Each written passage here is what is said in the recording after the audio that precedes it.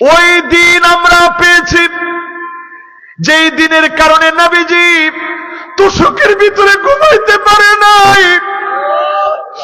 আল্লাহ নবী চাটাইয়ের ভিতরে ঘুমাইতেন, এমন ভাবে চাটাইটা পাকানো ছিল।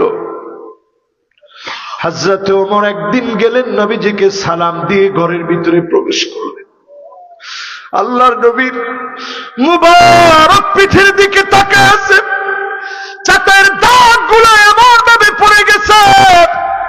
সহিহ বুখারী সহিহ মুসলিমে হাদিস আসছে, আল-লুলুল মারজান ফি মাত্তাফাকা আলাইহি শাইখানের মধ্যে হাদিস আসছে, হযরত ওমর বাচ্চা মানুষের মতো নবীজির পিঠের দাগগুলা দেখে হাউমাউ করে কেঁদে দিয়েছে। ও নবী